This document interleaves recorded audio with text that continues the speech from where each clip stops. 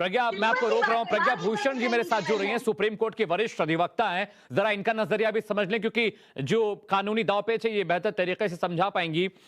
प्रज्ञा भूषण जी, माननीय कोर्ट ने कहा कि हिजाब पर बैन नहीं है, सिर्फ क्लास के अंदर, स्कूल के अंदर और प्रीमाइसेस के अंदर आप हिजाब नहीं पहनेंगे। मुस्लिम स्कॉलर मेरे साथ हैं, अतीकुर रहमान साहब कह रहे हैं कि यह गलत हो गया। देखिए, यहाँ पे मैं बार बार ये समझाना चाह रही हूँ कि हर इंस्टीट्यूशन का अपनी एक सैंक्टिटी है, अपना एक अहमियत है। इस्लामिक इंस्टीट्यूशन की अपनी अहमियत है, लेकिन वहीं पे हमारे एजुकेशनल इंस्टीट्यूशंस की अपनी अहमियत है। कोर्ट ने बहुत बारीकी से इस हर मुद्दे को परखा है, उस पर स्टडी किया है और तब इस नतीजे पे आए हैं कि जो हिजाब है वो under article 25 right to religion के under it's not an integral part of Islam. ये ऑप्शनल है, ऑब्लिगेटरी नहीं है।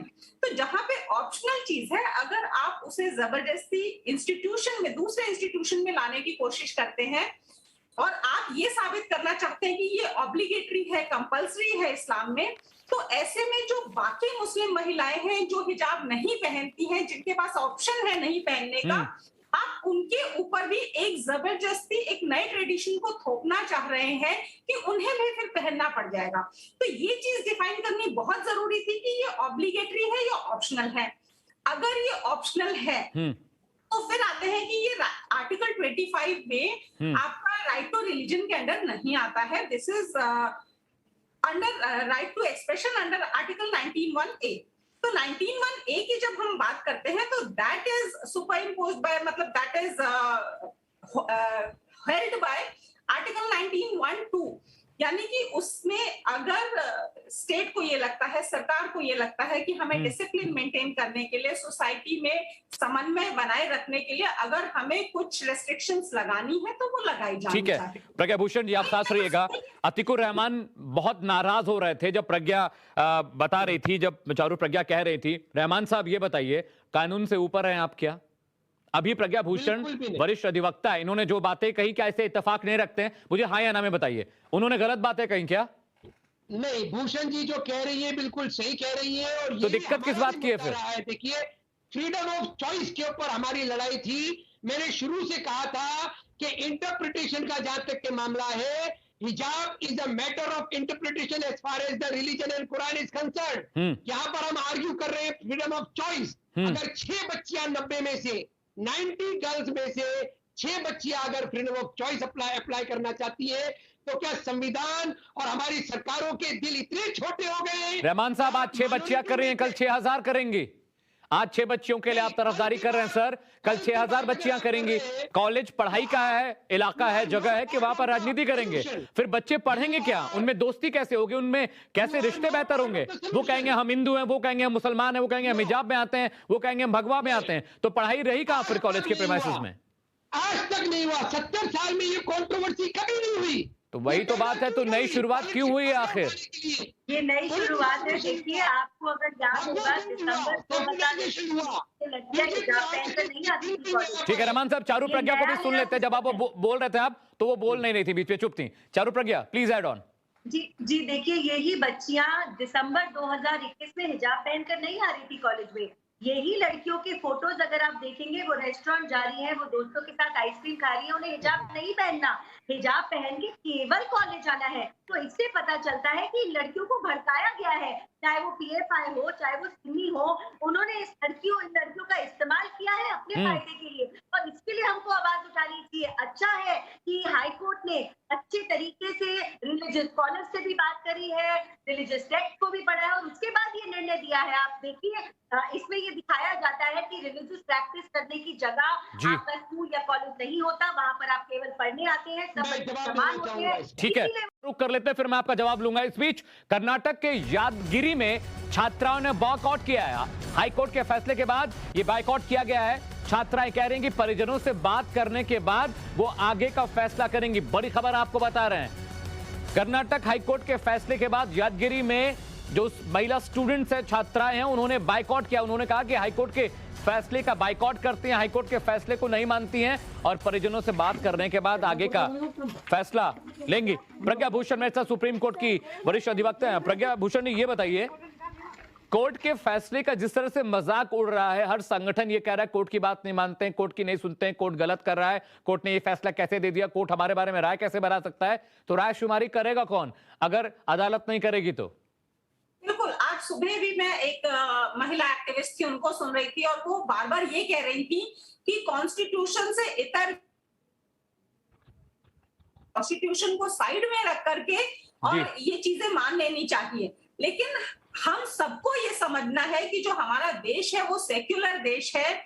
यहाँ पे हमारे इवन जो फंडामेंटल राइट्स हैं वो वहीं तक जायज है जहां तक वो दूसरों के राइट्स को इन्फ्रिंज ना करे, दूसरों के राइट्स में दखल ना दें। और जो इंस्टीट्यूशंस हैं, जो यूनिफॉर्म्स हैं, ये आज की नहीं है, सदियों से चली आ रही है कि एक इंस्टीट्यूशन में डिसिप्लिन बनाए रखने के लिए यूनिफॉर्म बहुत जरूरी है ताकि किसी में भेदभाव ना हो सके। एक तरफ कहा जा रहा है कि एक स्पेसिफिक तबके को टारगेट किया जा रहा है, स्पेसिफिक धर्म को टारगेट किया जा रहा है, दूसरी तरफ आप खुद सबके बराबर में आना नहीं चाहते हैं, इक्वालिटी मेंटेन करना नहीं चाहते हैं, आप अपने आप को अलग से साइड में खड़ा हुआ दिखाना चाहते हैं।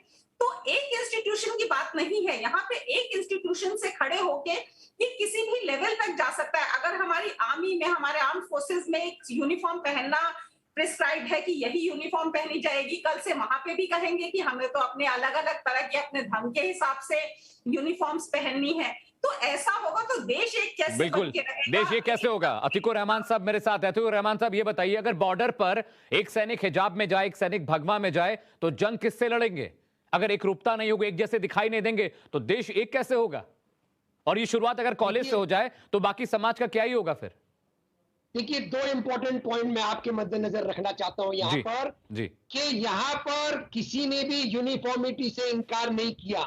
प्रज्ञा जी को यह समझना चाहिए, भूषण जी को, कि 70 साल में ये कंट्रोवर्सी कभी नहीं रही। हमारे मुंबई के स्कूल में, जहां पर क्रिश्चियन स्कूल है, मुस्लिम स्कूल थे, वहां पर लड़कियां प्लीज ये बहुत बार हुई है। मैं आपको फैक्ट बता दूं, मैं आपकी आप गलत बात बोल रहे हैं।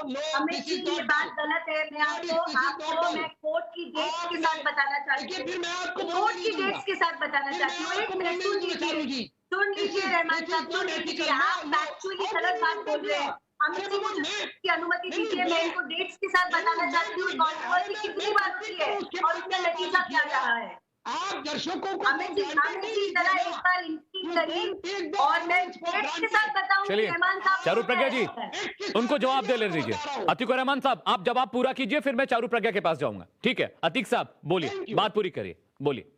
एक डिसेंट डिबेट करिए ना, बीच में कैसे बोल सकते हैं? नाराज मत होइए, नाराज मत होइए, आप अपनी बात पूरी कीजिए। गलत बात बोल रहे थे, ठीक है रहमान साहब, मैं आपको तवज्जो दे रहा हूं, आप अपनी बात पूरी करिए, अपनी बात पूरी करिए। कितना मजेदार पॉइंट है यहाँ पर जी कि उस ऑर्गेनाइजेशन पीएफआई का नाम लिया जा रहा है कि उसने इन्फ्लुएंस किया, ब्रेन वॉश किया।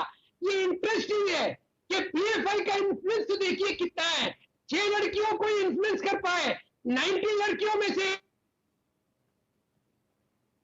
ऐसी शुरुआत होती है। अमित जी, अब मुझे बोलने की अनुमति दीजिए। ठीक है चारू प्रज्ञा बोलिए, वैसे भी उनसे संपर्क टूट गया है। बोलिए चारू प्रज्ञा, बोलिए। कह रहे हैं, ये कहते हैं ऐसी कंट्रोवर्सी पहले नहीं हुई। ये फैक्चुअली गलत बात है। मैं आपको बताती हूँ, 2003 में बॉम्बे हाई कोर्ट में ऐसी की एक अपील मूव करी गई थी, 2007 में मद्रास हाई कोर्ट, 2018 में केरल हाई कोर्ट और 2022 में कर्नाटक हाई कोर्ट। ये एक बार नहीं, हमारे देश में कई बार हुआ है। और आप ये देखिए, इन सारे हाई कोर्ट ने एक ही बात कही है कि जहां पर यूनिफॉर्म है वहां पर हिजाब की कोई जरूरत नहीं है। तो ये पहली बार ऐसा इंसिडेंट नहीं हुआ। मैं आपको तारीखों के साथ बता रही हूँ, आप चाहे तो मैं आपको केसेस के नाम बता। नहीं, आप बताइए, बताइए, हाई कोर्ट ने देश सुनना चाहता है। प्रज्ञा जी बताइए। चारों हाई कोर्ट ने यही निर्णय लिया, सारी बातें सुनने के बाद, और ये निर्णय लिया कि जहां यूनिफॉर्म है वहां पर हिजाब की कोई जरूरत नहीं है। ये पहली बार ऐसा नहीं हुआ है। रहमान साहब, आपको अगर नहीं पता है तो अब पता करिए। रहमान साहब जवाब दीजिए, आप कह रहे हैं 70 सालों में पहली मर्तबा ये मसला उठा है। चारू प्रज्ञा कह रही हैं कि 17 में, 18 में, 2022 में इस तरह के तमाम मामले आए जो अपील की गई हैं। नो, इस मुतालिक जितने भी कोर्ट के अंदर पिटीशन गए हैं उसमें वेरिड पिटीशन आए हैं। केरला हाईकोर्ट का जजमेंट है जहां पर 2 लड़कियों को एग्जाम में बैठने दिया गया था और एग्जाम के लिए उनको कहा गया था स्पेशल प्रोविजंस किए जाए। चारू झूठ बोल रही है। चारू इस बात को नहीं, चारू प्रज्ञा, आप झूठ बोलिए नेशनल टेलीविजन पर। रहमान साहब आरोप लगा रहे हैं। मैं वकील हूँ, हाई कोर्ट के निर्णय को कोई अपने मन से नहीं बता सकता। रहमान साहब थोड़ी पढ़ाई कर लीजिए। एक बात और बताती हूँ, 2016 का जजमेंट बताइए आप, केरला हाईकोर्ट का है जो इस्लामिक 2016 का जजमेंट बताइए केरला हाईकोर्ट का। दो लड़कियों को एग्जामिनेशन में बैठने दिया गया, एग्जामिनर्स को कहा गया स्पेशल प्रोविजन किया गया उसके लिए। अपने स्कूल और कॉलेजेस में, उसके बारे में क्या बोलेंगे? वहां पे तो भाजपा। चलिए चारू प्रज्ञा, रहमान साहब जवाब उससे ले लेते हैं जिसे कानूनी मामलों की समझ है। मेरे साथ प्रज्ञा भूषण है। प्रज्ञा भूषण, जरा कंफ्यूजन दूर करिए, झूठ कौन बोल रहा है, रहमान साहब या चारू प्रज्ञा?